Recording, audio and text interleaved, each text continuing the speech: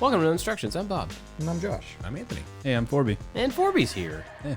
Forby's here. If you're watching the video, we're not going to have all the camera switching because we're all four here. We're all four on the camera. Well, on the screen, in front of the camera. So you can see us all if you want to. We never say it, but there's a YouTube channel where these videos go. We say it every once in a while. Every once in a while. But No Instructions has its own channel. If you want to go check it out, go for it. If you want to listen and not have to look at us, totally fine. What's going on, everybody? It's going to be hard because there's multiple people. Let's start with Forby. Forby, what's going on? Nothing. I'm just happy to be here. Happy to be up hanging out with you guys. It's like Christmas. Yeah. Let's all do the bag dump at the same time. Christmas morning on this table. Yeah. Sorry about You want to tell everybody, what you're doing here? Do we want to go over that. that? Yeah, sure. that. Yeah. So I guess so I'm up here so that we could all sort of take you called it a summit or a retreat, but basically we all just took some time this past weekend to go and talk about what we're doing and get some process stuff down and just, I don't know, spend some time together, plan out future possibilities and things like that. And I thought it was really, really great. It's something that we haven't really ever done kind of together. We take these times when I'm here to do what we can, but I don't think we've ever done it sort of to this scale. And I think it was really, really productive and it was good. Yeah, it was good. We got a cabin, went out in the woods, didn't do anything Didn't worth do anything being in the woods. Just stayed in the cabin the whole time. It was fun. Well, the weather was kind of scary for a while there while we were in the cabin. Yep. Ooh. The lights flickered quite a bit. I think that might have been the cabin, not the weather. I'm Yeah. pretty sure that had something to do with the house itself. So what was the motivation behind setting this up, Bob? The I Like to Make Stuff Summit. Summit makes me think of people from different places coming together that don't normally come together. I felt like it was- Literally and- what happened. Which is kind of, this is true. Well, Forby, but the rest of us are always in the same room. So, I don't. Whatever, it doesn't matter. You call We it whatever walked you want from to. the bottom of the stairs to the top of the stairs. That is true, and I walked from the top. summited. Yeah, true. All right. Well, the whole idea was really just like we go fast all the time. We're always working on the next project, and we're always thinking about what we're doing tomorrow or today. And there's these conversations that are really creative, and we talk about like, oh, we should make. Get off my There set. you go. I had to touch it. We always talk about we should do this big, cool new product, and where everybody gets excited, and then we have to go back to doing the daily stuff, and we never get to like really flesh out those ideas or make headway on any of them to get them going. So we have great intentions, but we stay busy, all of us. So part of the idea of this thing, one was for us to just get away somewhere and not be interrupted, so we could actually hang out and relax, but also to be away from a shop. Away from the typical, pace, just so we had time to think and go down rabbit trails and that not be getting in the way of something else that we already should be doing. So that was my motivation for it. Yeah. And I think we definitely got that. Yeah. Yeah, because, we got back. We left the cabin Sunday, and then we all showed up on Monday to, do work, and we were all kind of still in summit mode, like wanting to address the things that we talked about.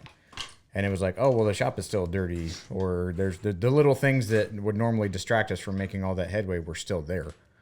And so it's trying to balance, like, having to, immediately address the things that we needed to talk about, action items, with, like, oh, we need to go to the store real quick to go get a welding cart, or we're in the middle of, like, remodeling the shop. It's like, oh, the table saw still doesn't have dust collection. So it's the little tiny things that we still need to work on. And so I think the summit being, or the retreat or whatever, like being away from the shop, I think was a brilliant idea. Thank you. Yeah. Yeah.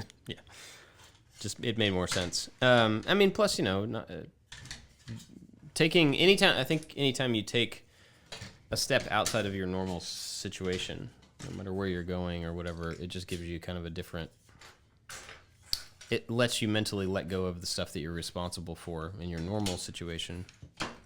So I didn't have to worry about the kids or, listen to my wife doing my job as a parent because I'm just down here like having dude time, thinking about the future. It was just like I was out of it, so I didn't have to worry about that. So It's good. It's good. It's good. Cool. Yeah. So, Anthony, what's going on with you? I'm realizing none of my parts here are labeled. Cool. I took a risk and went non-Lego today, and I have an affinity for like marble runs. I always have since I was a child. And there's this cool like laser cut kit that we found at the store today. I was like, I'm gonna get that and build it. So I'm gonna be gluing and hopefully following the instructions properly. But Cool. But outside of that, yeah, been working on some editing. I'm doing my hand in some editing here at I Like to Make Stuff alongside of Forby with some other types of videos that I'm not going to get into detail about right now. But I've already done some of the behind the scenes stuff in the past, and some of you guys have seen that. So yeah, kind of moving forward with that, and we'll see where that takes us. Sweet. I'm having fun. Right on. Finally getting used to Final Cut. That's good. You've been here a year now. I think it's probably about time to address Final Cut. Yeah. Yeah, I tried to avoid it as much as I could. You know, I'm just kidding. It's the way pretty it good. is. Josh, what about you? I'm tired. Yeah, me too. The summit was great. I tried to help prepare for it. You did a lot. Thank you for that. Yeah. Yeah. You did more than everybody. Yeah. Well, I wanted to make efficient use of our time because I think that you and I shared the frustration with we have amazing ideas that can move all things forward. And then it's like, yeah, this is going to be great. I'm like, oh, we got to go cut that plywood real quick. Yeah. And then it's not real quick. And then like feeding the meter kind of overtakes the attention that you would need to not even to give to the execution of a plan, but like fleshing out just a direction. Yeah. And I think getting away from everything really gave us some clarity. And then the four of us could sit around a table while drinking coffee or playing a game. And we came up with some really awesome ideas that we could easily like play off of each other without being distracted. And I don't think we would have made as much progress, just like you're saying. But when I was at Lockheed, I was a systems engineer and I was a process improvement coordinator. And so this whole thing, you're like, oh, we're going to go there and we're going to make progress. And I'm like, well, what are we going to make progress on? So we listed out a bunch of stuff. I'm like, well, it's a shotgun blast of information. How do we keep track of this so those good ideas aren't left at a cabin on a lake? So I had to pull out some of my old bag of tricks from my Lean Six Sigma green belt training. Got the giant easel, sticky Post-it note things, and yeah. So thanks, Lockheed Martin, for sending me to a course that ultimately I quit not too long after, and I used to benefit another company. Yeah, thanks. Yeah, woo. Mr. Martin. Yeah, but I think it worked out well. I think we got a lot of stuff done. I think we came to an understanding on a lot of things that we were maybe unclear about because Forby is geographically separated.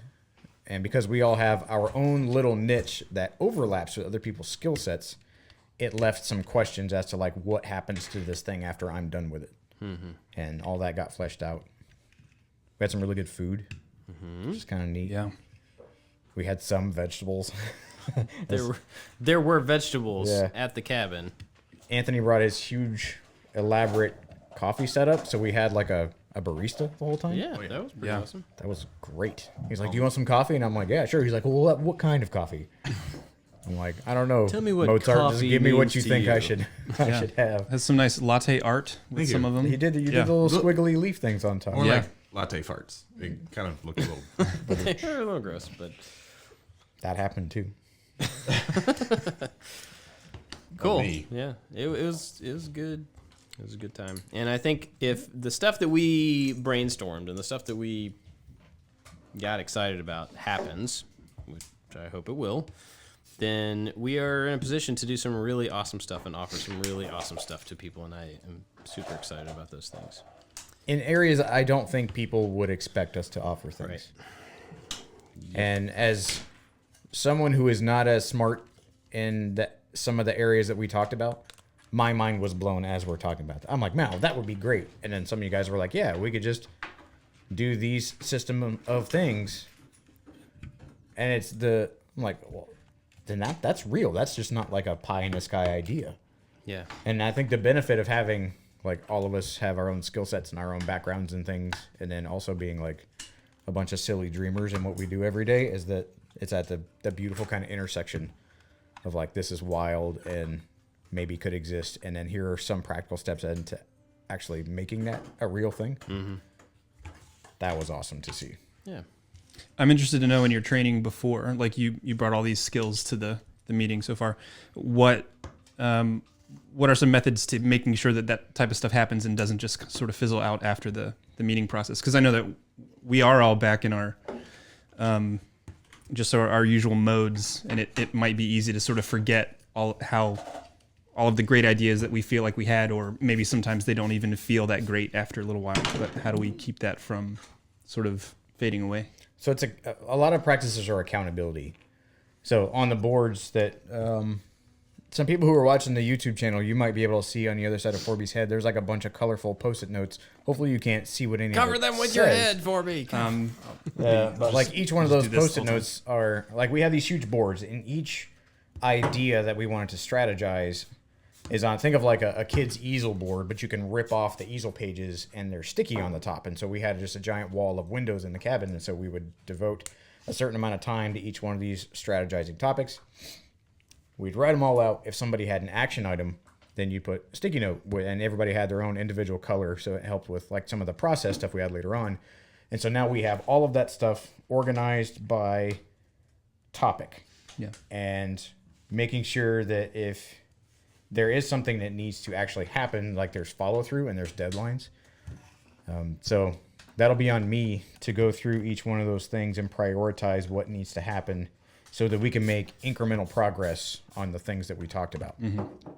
So especially anybody in your organization, like having thick enough skin to be like called out, not in a bad way, but like you are responsible for progress on this thing. Sure, yeah. You need to report back to everybody in a month. Or, I mean, the timeline really depends on the complexity of the thing. But having real goals and being held to account. Because if not, I mean, as we've seen today, you're going to get bogged down in all the rest of the stuff. Because all the things that we talked about could be offshoots of this job, like offshoots of this company. And so having the four of us doing everything that we need to do to the best of our ability to do what we're currently doing, each one of those things is possibly like an entire new business. Yeah, it's like a whole nother team of people doing. Yeah. And so the not forgetting and actually making real strides is difficult because you have to kind of create work out of thin air. I'm good. You have to create progress in people's time, and it may not actually exist. That time may not actually be there. So us having goals, us having people who are accountable for some of those little incremental goals, having a timeline so that we can keep it visible, and then trying to actually have a little bit of grace and a little bit of understanding to go like, oh, you didn't call Steven Spielberg? Because we talked about that one movie idea. Like, it's whose as easy job as was that. it to talk to Steven Spielberg? And Bob's like, I was cutting plywood. Well, we'll put the plywood down and Mr. Hollywood and call Mr. Spielberg. Like, so that's the next step, is coming up with a tangible plan and people who are responsible for the pieces of that plan. But you have to remember what the things were first. And that's where, like, I was on Amazon and I had to talk to Bob and I'm like, I have to buy a bunch of office supplies. It seems silly that I'm going to buy all these silly, like, I need Post-it notes of varying colors. And it's like, okay, why? And it's like, well, there's a silly method to this madness. And establishing that and then actually using it when you're there and not just like playing with your friends. And Anthony was playing VR and we were playing Carcassonne and eating steak. And but also being disciplined enough to like stick to that schedule and trust it. Now we're set up because we have data. Yeah. And we have all the things that we need to work toward. And they're not left on the cabin. So to switch gears, I'm finishing up, just while you guys have been talking, I've been finishing up the last little bit of this Lego set that I started last time, which is the Galaxy Defender. Is that an old set? That's an old set. This is an old set. This is one from when I was a awesome. kid. Yeah. Voltron, a And- Galaxy Defender? He is. But I finished this, and there is a significant pile of pieces left over, not accounted for. And the thing about that is that... they're in pairs too. Yeah, Ooh, they danger. are. In the old Lego instructions, this was before they added the little box in the top corner that showed you the pieces you would need for that step. and they don't really show you in most places the new pieces that are being added to the step. So I just missed some. Oh, And it's hard to go back, like you're saying, in the little materials list to see where that piece would be used. Can't flip through it and look from the corners. it'll still fly though, right? It should still fly. Yeah. Okay. Hopefully, we'll see. But yeah, this is. It looks like it flew into somebody's son, into someone's windowsill. their weird coloring. I meant to look that up the other day. If there was a way that you could like bleach Lego pieces to get them back to white. Obviously, that would only work for white, probably. But Yeah, with the hydrogen peroxide and sunlight kind of thing work. I don't know. I don't know. This I've is the first seen time hearing about someone do stuff like that before, like restoring a Nintendo or things like that have gotten just very old and yellow. I think it's like hydrogen peroxide and maybe baking soda or something. You make a paste out of it and cover it and put it out in the sun. Interesting. I could be getting that a little bit wrong. It has something to do with peroxide and sunlight, and it should. What do they call that? Like retro bright or something? Yeah, Or is that- I think that's it. Yeah, Interesting. should look into that. Okay, yeah, I'll definitely do that. Because man, like looking at the picture on the back of this instruction book, That's woo, shiny. that is pretty, all white, and then this one's kind of This one looks caramelized. yeah, Yeah. it looks like Like, Definitely not you white. took a creme brulee torch to this, and it's it's just the front. Yep. Cool. So a little update. Last week we talked about Josh and I talked about my oldest son had been having this kind of thing where he was worried at bedtime. He was really worried about the safety of my wife and I, and ended up bringing a bunch of conversations. And I think the last time we talked about it, I had said that the night before he went to bed and didn't come back down. It didn't keep him up anymore, and it has. Luckily, it has trailed off even more since then. So we haven't had any more problem of him being especially upset. Still not quite back to his own bubbly, silly personality all the time, but I think it's good. It's like, you know, he's feeling more comfortable and moving past that. So good. Yeah. throw that out there. It's a good thing to see, of course. What else is up? I've been out at the farm today, blacksmithing. Whoa. Oh, Which is kind of weird. how's the Echo. forge holding up? So I got a new forge. Oh, The one that I made All right. worked, but didn't work as well as I thought it should. And this other one I found on eBay was pretty cheap. It was a couple $100 for like a dual burner instead of a single burner. That was another big improvement. So I got that thing. It works great. Excuse me, it works great. And it's super easy to put together. And so I worked on that today, making a knife of sorts. And A knife. it is pretty fascinating. Like, you get it hot enough, and then you start banging on it, and there's so many mechanics that I just didn't really expect. You think you're hitting something to squish it, but the surface of the hammer that you're hitting it with has a specific effect. And then the angle at which you hit it, and the angle at which, how close you are to the edge of the material, like where the material is going to push back. If you're close to the edge, that edge is going to move more than the rest of the material. And then, like, if it's heated differently, I was working on the edge of this thing, trying to expand it, and then that made the opposite edge of the piece curve, because you're drawing something in one direction, and then the other side reacts to it. I don't know. It was really cool. oh yeah. And I can see how you could just spend an endless amount of time learning how every hit that you make affects the stuff to get the shape that you want. And Yeah. the cool thing is, if you make a mistake, well, at least today in my simple experiments, the mistakes were like, oh, I bent it the wrong direction. Okay, I'll heat it up and I'll bend it back the other direction. Fire. Good. Like, you know, nothing was to a point to where I couldn't come back from it or But you're not like adjust. laminating anything where Oh, you have no, like no. This voids is a and things single like that. piece of carbon steel, just trying to get a general shape out of it on the outside. Now, what I find intimidating about blacksmithing and metalwork is all of the different metal types and the percentage of this and like all the numbers. Like that means, as someone who's not a blacksmith and I know nothing about it other than you get metal hot and you squish it. Like, what does that even mean? And how did you know you got the right piece of metal? The only reason I knew that I got the right piece of metal was because I looked up like beginner knife steel or something to that effect. And it came up that there was a bunch of different options, but basically it said you want high carbon steel. That's the best for making knives. And so I looked into specifically what is high carbon steel, and it's a range of alloys. It's a range of those numbers that you see. And I think I picked like 10. I'm going to say the wrong thing because it's been so long. Imagine that a 1050 was a thing, and I picked 1050, and I found a company online that sold these bars of 1050, and I ordered 2 that were a little bit smaller than my end goal, so that I would have to draw it out, and I would have to change the shape of it a little bit. So they wrote me back after a couple days and said, we're actually out of that blah, blah, blah, 1050, but we have 1095, which actually I think is the thing that I got. And I said, well, I don't know what that is.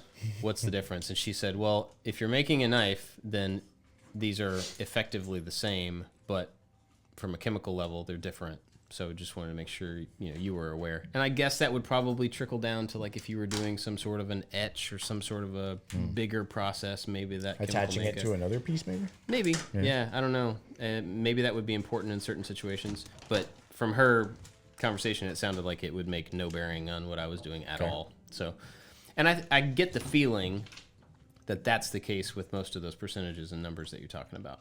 If you get within the range to do a task, you're probably good.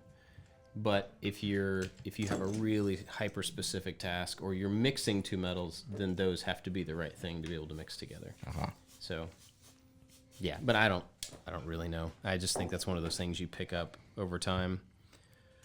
I would equate it, I would imagine, to like 3D printing filaments. Like you start with PLA because it's the easiest whatever, or you start with ABS because it's the whatever, and then you just use that because you know that one works, and then you start introducing these other, kind of specialty ones, or they require some little tweak to the machine or to the setup, and you just pick those up as you go. That's what I'm assuming.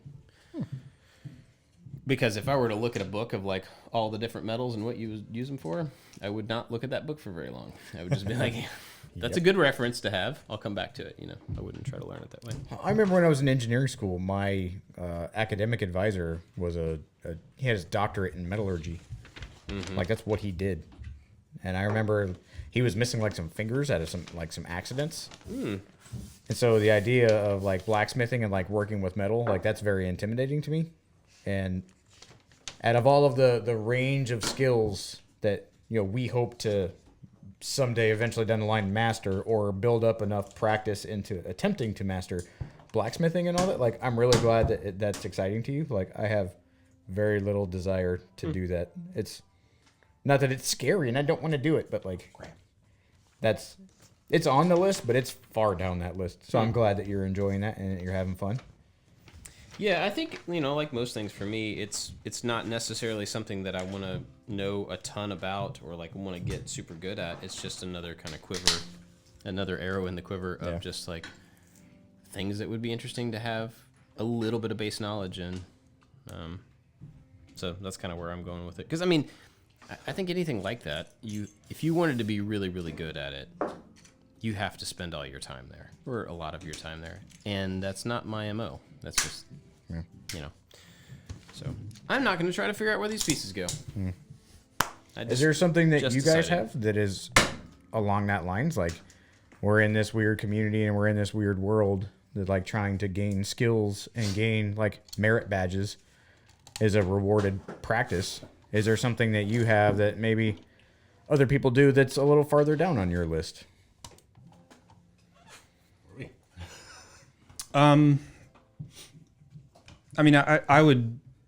I've always looked at just fabrication as something that I've wanted to learn how to do and get better at. I was extremely interested in 3D printing, and I've been able to get more into that because and creating your own items in 3D and then being able to print them. But I don't know. I would like to learn about a lot of different materials. The PLA metaphor was very applicable to me because I pretty much just print with PLA and stuff like that, but I'm trying to learn different materials and how I can add them together, how I can do multi-material stuff. And I'm interested in laser cutting and engraving and things like that. And I've only really scratched the surface, but I'm interested in how far that can go, and maybe that even ends up getting into like CNC milling and metalwork in terms of that type of stuff. But I mean, yeah, I don't know. I'm very interested, but I'm still just at the beginning of it.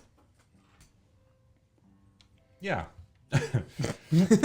Yeah. I have like the I guess the least amount of experience in the YouTube area, but I came in with some interests, and my background is in filmmaking, but the whole reason I got into I Like to Make Stuff was my interest was in working with my hands was growing really quickly, and since being here and being around it, it's just exploded. So, I've been working on, slowly outfitting my garage at home with shop tools and things like that, and teaching myself how to, properly measure to get a nice looking miter so I can build a picture frame as a gift for a family member. And then there's digital fabrication, which I'm also strongly interested in. And that's can be a fault of mine, but also I've been encouraged in, just wanting to explore all sorts of different things that just pique my interest.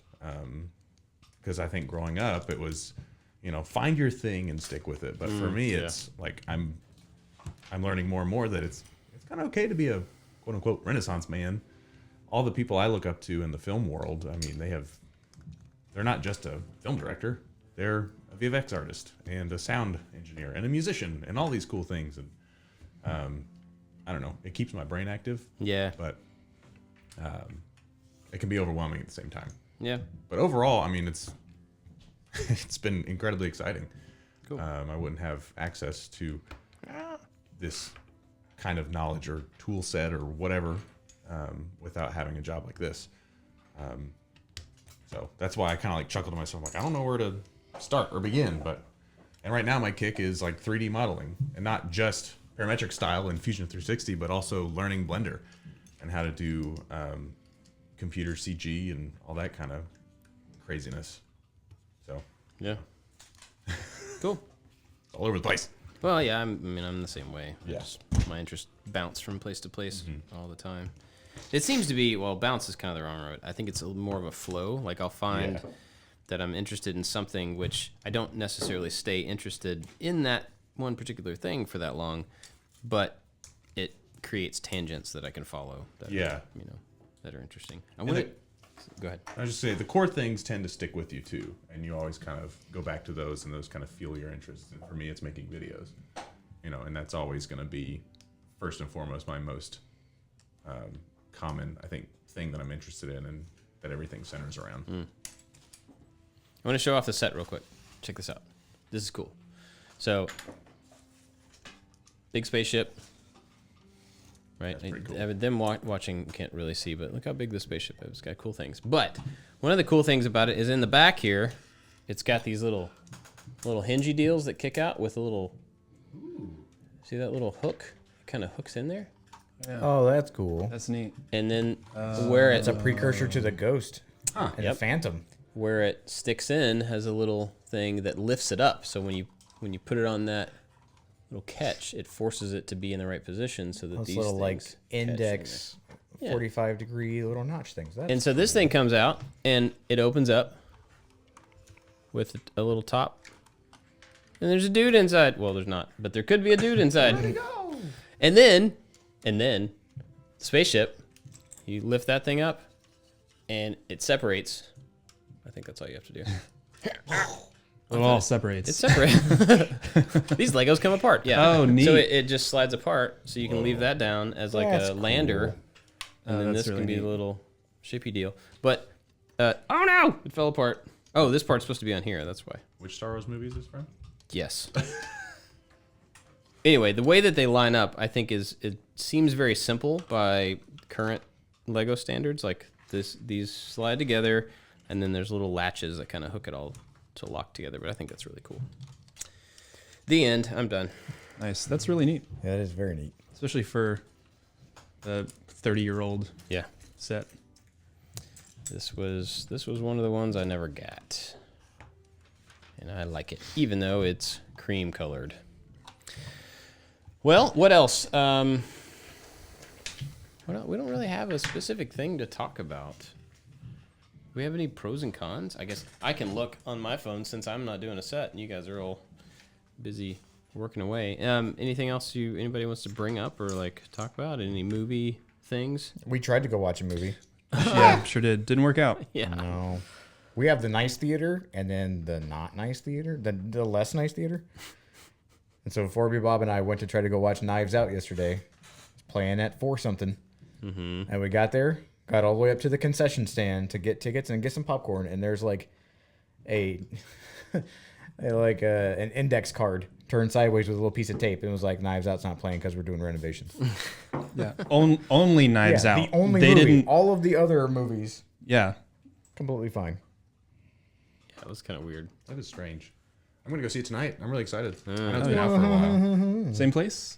No, I mean, Oh no, that's right. You're in. Yeah. Yeah. I'm really excited to see it. I've heard nothing but great things, and yeah, it's on my list. I'd like to see it in theaters. It is very good. I saw it. cheater. Yeah, I really like that kind of a movie, like murder mystery type things. When I was growing up, we used to watch a lot of the Agatha Christie murder shows on Murder, She PBS. No, never. Oh, you just Oh, boy. squirted CA glue all over the ping pong table. It's okay. It's part of the finish now. Yeah, it's gonna be a different finish right there. So if we ever do happen to play ping pong on this ball's table kinda again, stuck right there. yep, it's gonna just stick. We used to watch a lot of the Agatha Christie murder mystery shows, and there were some Poirot shows on, and then a lot of Sherlock Holmes. I've always loved Sherlock Holmes, and it has that same vibe. It's modern, it's set now with all the modern stuff, but it definitely has that same vibe, and it's really cool. Good stuff. And then the other night, Forby and I watched one of the newest Toys That Made Us. Oh yeah. Yeah, he had never seen that. No, I had never seen it, but Like any of them? yeah, it's been on my list to watch. But I don't know. We've been watching other things. I just haven't sat down. Sometimes it's hard for me to sit down and purposely watch documentary style things. I think at the end of the day, I'm just really tired and Yep. just want to see something that's entertaining, or we have series that we've been going through. But it was great. It was the episode on Teenage Mutant Ninja Turtles. Oh man, And that was a good one. it made me realize, and you were saying it was the same for you with the Star Wars stuff or the He-Man stuff, but it was like I was right at the age that they were. Like, it was a toy that they wanted to make. It was based off of a pretty gritty comic, so they were transitioning into toys. And in order to sell the toys, they made the TV series, which I just thought it was the other way around because I think I saw the TV series first. And I was right at the age when it came out that they were probably targeting, and I rode the wave, I guess. I loved it all. Yeah, because you and I are the same age. Like we hit that same wave. Yeah, it was all about the toys. I had several of them. The TV show I watched a lot. The movies, I loved the movies. Yep. I was totally into it. I remember several birthday parties going to see it in theaters or having turtle pizza parties or something like that. And eventually it kind of, grew out of it a little bit, and they've been reinventing the turtles a lot. Yeah. Because it's pretty much just a toy factory. But Yep. I mean, it's pretty cool. I like the episode a lot.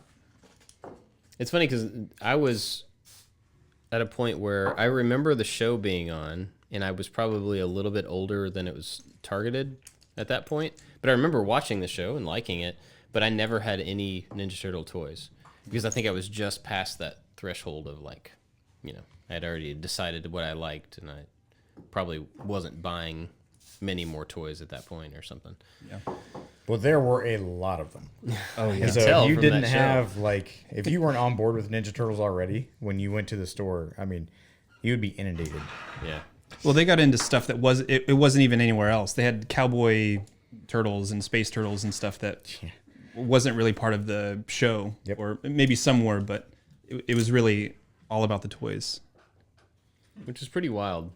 If you think about it, that they I mean, obviously they made the shows to support the toys, but then they weren't a one for one.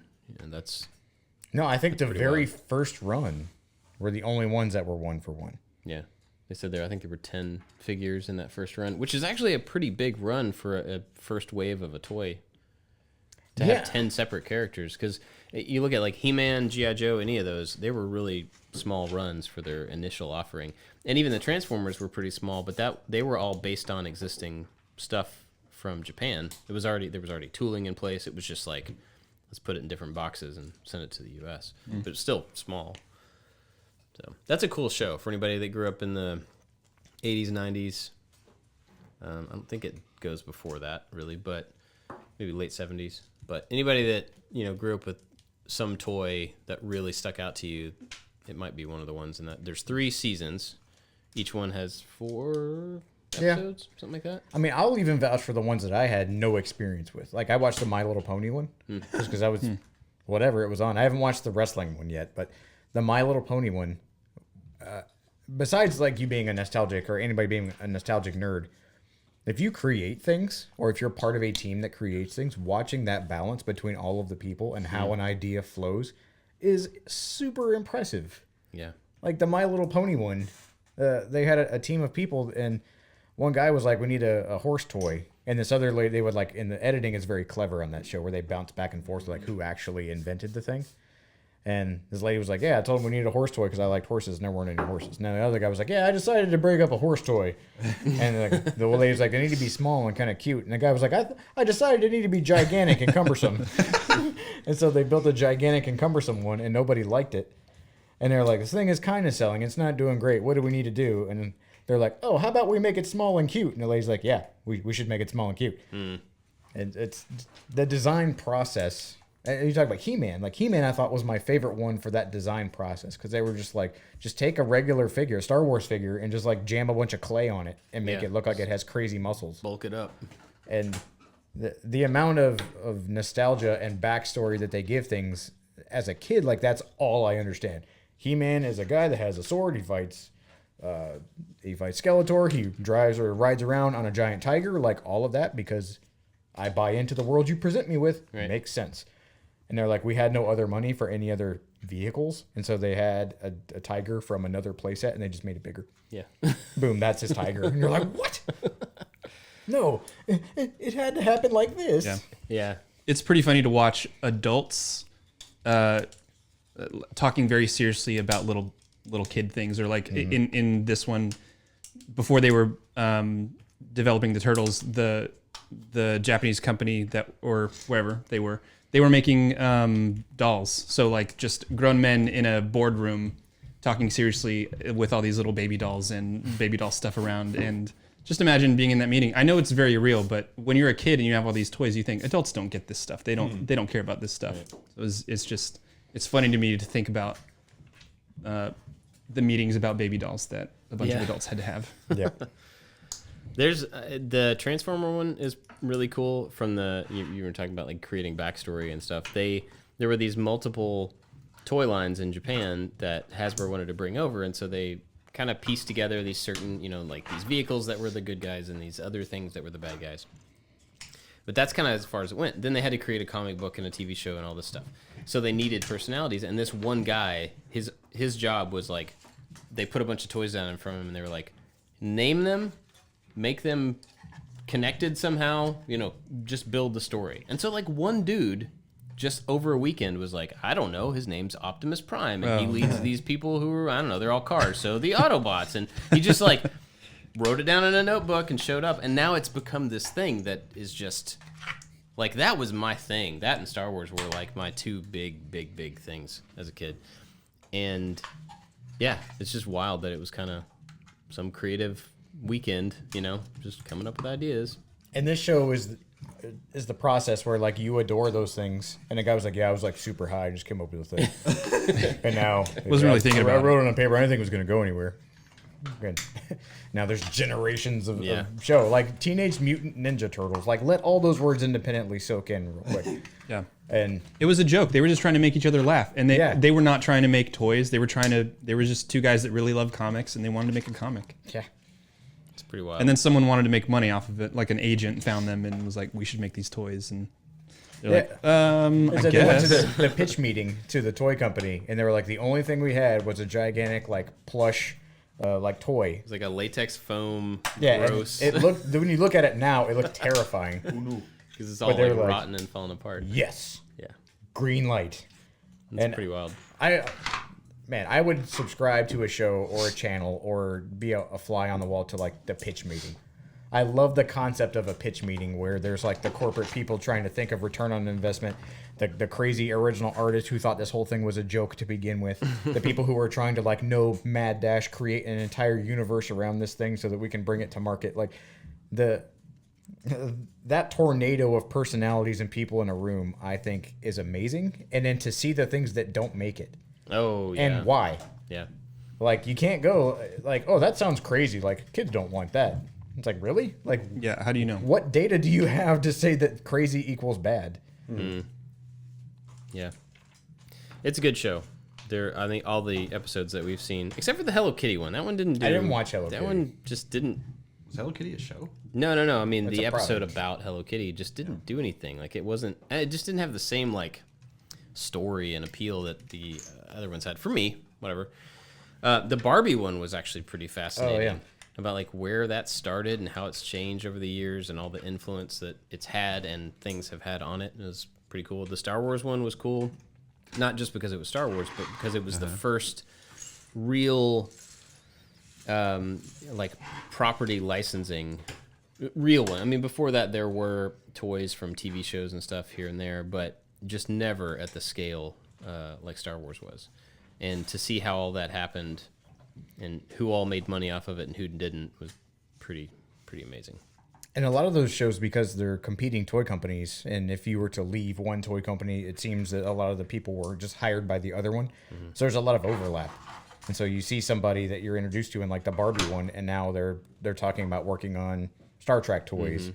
Or someone who was on the Star Wars line at Kenner whenever something folded moved to Hasbro, and now they're working on My Little Pony. And it's how oddly connected all of the things from your childhood or our childhood seem to be because of competition. And that same kind of pitch meeting style, it's like, well, now this is going to be He-Man, but for girls, or how they kind of reference off of each other and they try to like launch off of each other's success. And then seeing how some of the toys were launched based on, like, Forby, like you were saying, like the baby doll thing, like some of those baby dolls were failures. And so you see these grown men talking about these baby dolls that are really goofy or silly or scary looking, like became oh, well, that failed, so we needed something new. So, like, now we just discovered the toy that We you turned have. it into Teddy Ruxpin or Yeah. whatever. Yeah. It's pretty cool. And then the other show based off of it, the movies that made us, I haven't seen any of those yet. I liked that but one. I've heard that they're good. It was good. What movies did they do? Their episode on Home Alone. Yeah, Anthony loved the home. I liked the Die Hard one. Die Hard was really I haven't good. watched that one They yet. did a deep dive. Is it the same editing style? Yeah, it's Yeah. pretty much the same thing. It's really well done. And I learned a lot just from the one Home Alone episode, which I claim is my favorite movie and still stand by that. But the story behind the making of that movie, I did not know how much went into it. I didn't know that most of that movie was actually done on sets, and that the sets were built inside of a high school gym and all this crazy Yeah. stuff. Whoa. Yeah, and John and Williams it was a not joke. even a gym. Like, it was done at the school that Breakfast Club was done, because the whole John Hughes pretty much had that school in the Chicagoland area as like a production house, and so they were drawing out like the classrooms were like, here's the PA's office or the editor's office or the whatever's office, and so they would like leave their office, which was a classroom, and go down to the gymnasium, or no, to the pool, where they built the last scene where the wet bandits like flooded the house and Kevin's trying to run. All that was filmed on a set inside the swimming pool because they couldn't figure out how to flood a place without ruining Oh, everything. yeah. Wow. So when he jumps down from the zip line and goes to the neighbor's house and comes up the stairs, and then he meets him, like, that's in the pool in the gym Movie magic. in the same high school that Breakfast Club was done. That's pretty wild. And the movie changed hands. I didn't know that either. It was originally a Warner Brothers film. Oh. Yeah, that's the super intriguing stuff. Like, originally I thought, like, oh, you're just going to compile some behind-the-scenes stuff that we may have seen elsewhere. But, I mean, I don't know. They do a lot of in-depth interviews, and it seems like you get a lot of original content. It's not Harry, the other guy, the tall guy. Marv? Marv. Marv. They offered him the role, and he turned it down. And so they went through a majority of the shooting with another guy. Really? Yeah, playing that role. And then they fired that guy, and then they offered him some more money, and so he came back. And so he was almost not in that role. Somebody else played it for a while. Did you ever see the footage, or there was a guy that had shot a lot of the scenes for Marty McFly before? Eric Stoltz. Okay. Yeah. Yeah. So like there's It's weird. sadly some guy who shot a lot of scenes before they hired Michael J. Fox. Yeah. Michael J. Fox. They got to do something for that show. And Eric Stoltz is like, he was like a big actor.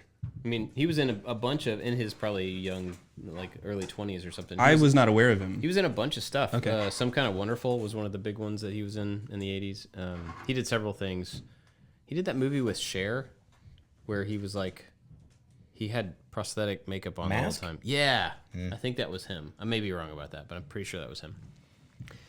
Anyway, he was a big deal. And so it's kind of funny that that he just didn't stick with it for whatever reason, I don't know. But to see the footage next to each other, you have basically the exact same scene with all the other actors, with all the same camera movements, and it's just a different person in it. And they'll show them right next to each other, and you just see how they track. It's wild. Have you seen the rough animation for Chris Farley's Shrek? Ooh, Yes. Chris Farley was originally cast as Shrek. And so they have all his dialogue. Oh, And man. they have the rough pencil sketches. And then he passed away while they were making the movie. And so his friend Mike Myers took over. And so Mike Myers is Shrek because Chris Farley died. And so it doesn't have like the British accent kind of pseudo thing that Mike Myers had. It sounds like Chris Farley. Mm-hmm. It's a lot more muted of a character. I think it lacks a lot of kind of like whimsy, but he's singing songs. And it's you can follow along. Like Eddie Murphy is still the donkey, so like they're talking back and forth, but it's not Mike Myers; it's Chris Farley. Yeah, it's really an entirely different character. Yeah, That's nuts. I didn't know that. yeah, and that's the movies that made us like when it talked about Home Alone. It was like John Hughes and John Candy. Like John Candy had to be in the movie somewhere, and he's Pizza like, Boy was paid more than John Candy. yeah, he just like showed up to help, and like he didn't want to leave, and like was in a whole bunch of scenes. And the Die Hard, like Die Hard was so many people's first role. Like it was Alan Rickman's first role as a cinema role. He was he was a theater actor, and they're like, we need a really smart sounding kind of guy, and they saw him on Broadway or in London somewhere. They're like, yeah, that guy. The really handsome, long, blonde hair guy with the machine gun is a ballet dancer. That's awesome. And it seemed like a joke. Like so much of the casting for that movie, it was like, we're going to make an action movie. Oh, but first, that's based off a book. Oh, yeah. I've And heard the this before. book Crazy. became a movie, and I forgot the name of it, but it starred Frank Sinatra. And he played like a detective kind of tough guy. And then it just kind of went away. And then Frank Sinatra asked the guy to write another book so he can make another movie, but he kind of never did. And eventually he did, which became they wrote the screenplay against the book to make Die Hard. And so contractually they had to offer the role of John McClane to Frank Sinatra before they could cast anybody else. Weird. And they went to like all the big names. They went to Schwarzenegger and Stallone and all the people, and they were all either busy or kind of said no. And so they went to Bruce Willis, and Bruce Willis was on Moonlighting. He was on a TV show. It was him and Sybil Sybil Shepherd, yeah. I used to watch that all the time. So he was not an action star at all. Like this was the movie that made him an action star. Yeah. And so it's super weird, like the casting directions. His wife, they were like, we got to get the it girl and the super hot girls of the time. And he was like, no, I want her. He's like, she's really good. And so it's just these really out of the box, abnormal casting calls. The guy that Carl Winslow, I forgot his name, who played the police officer, who eventually played Carl Winslow on Family Matters. He was up in the role against Eddie Murphy and some other people. Wow. Yeah. And he was like, I was going to be done. He's like, I was finished with acting. He's like, I told my mom, he's like, if I hear nothing back from this movie, like, that must be the sign that, like, it's all over for me. And they're like, hey, you want to be in Die Hard? He's like, yeah, sure, that sounds good. And then that launched his career, and he was on Family Matters for like 15 years. Yeah, and for a then long people's, time. He's a iconic character. Wow. And it did really well. Everybody expected it to fail. And apparently the Nakatomi Tower, the building that they did it in, they went on all these site surveys and they couldn't find a place that would allow them to do all these shoots at night. So they had to do it in the Fox building because it was, I guess, a Fox production. And so they're like, well, these floors are actually being renovated. The stuff that in the shots where the buildings are renovated, that's because they're being renovated. He's like, the stuff that they decided to use, the building materials and whatever that he uses to fight people, was because it was literally laying over there. The construction crew was gone. And so they're like, well, just use that thing and hit it with that. So like every day they come into work and they're like, what happened Yeah, to all their my stuff 2x4s? I just finished this glass wall. There's shots of like of helicopters like flying downtown. They got permission to do that shot, but they kind of like, well, we'll just do it super crazy. And it was a beg for forgiveness type thing where like they thought they were going to be doing one thing, and so they like super pushed the limit. So they had all those shots on one day, and they knew it. And they're like, put all the cameras in all the places because we're gonna kind of go beyond our limits, but it's gonna look really good. That's awesome. Yeah. I need to watch those for sure. There's a guy who does explosions, some like random stuntman for a production company that's in a lot of the movies that made us episodes. And he looks like a cowboy. The guy with the mustache is like an older guy, and he's like, yeah, we blow stuff up. And he's in a couple of them. You're like, oh, hey, there's the blow up stuff guy. Blow up stuff guy. Yeah, That's cool. they're fun. That's on Netflix. Both of those shows are on Netflix in case you want to check them out. I need to kind of wrap it up because I have a Maker Alliance hangout. Oh, that's tonight. Yeah, in 12 minutes. Something else is going on tonight. What's the Maker Alliance? The Maker Alliance is... Good job. Well done, sir. That's why I'm here. If you don't know about the Maker Alliance, where you been? It's a group of people that gets more from us. They get behind-the-scenes stuff. They get extra access. They get hangouts with us over a hangout system thing, a video chat for about an hour once a month. And so we're doing that tonight. Yeah, we talk about what you're doing, not just talk about what we're doing like a bunch of prima donnas. Yeah, it's a bunch of people that get together and know each other and share ideas and, you know, ask for help and stuff. And we'll brainstorm on a lot of people's projects, which has been really, really cool. So if you want to be a part of that and also help support this show and all the other stuff that we do, that's certainly a part of it as well. Go to ILikeToMakeStuff.com/join. And you can join on Patreon. You can join on I almost said Facebook. You can join on Patreon or you can join on YouTube. Either way. And there's a bunch of different tiers, all that stuff. You probably know how all that works. Go check it out if you're interested. And if not, totally fun. It would be cool if you shared this show or any of the other stuff we do with people that you know that you think might like it. That'd be awesome. Yeah. Especially last week's show. It's not, as we're recording, it's not out yet. It'll be out tomorrow morning, so we haven't got a reaction yet. Yeah. But we do Lego stuff. We talk about nostalgia. We talk about deep dive into parenting things. Like, if it resonates at all with you, let some people that you know in your world know that you're not alone, and there are other people who think the same way you do, so spread that word. Yeah. Where can everybody find you? Forby. I'm at Forby, Forby, on Twitter and Instagram. And I updated. I'm Anthony. I'm Anthony. Hey, Anthony. No, I just updated my Instagram handle to kind of go with the I like to make stuff motif. yeah. I am now Anthony Film Stuff. Ooh. Cool. Yeah. But Twitter is still at Anthony Lee Rose. I haven't changed that yet because I've been lazy. Cool. And I'm on Instagram more anyway. Cool. And you can find me at Josh_MakesStuff on all the places. You can find all of us and me on everything at I Like to Make Stuff, except for Twitter. 1F on Twitter. It's not our fault. It's Twitter's fault. Or if you're on stamps.com, it's I like to make stew. Because that's a more constrictive character limit. Just that one extra character was too much for Yeah, them. that's a new channel idea. I like to make stew. I like to make stew. Like a thick soup. Yep. That's it for this one. Thanks for listening. We'll catch you next time. Bye-bye. Yeah.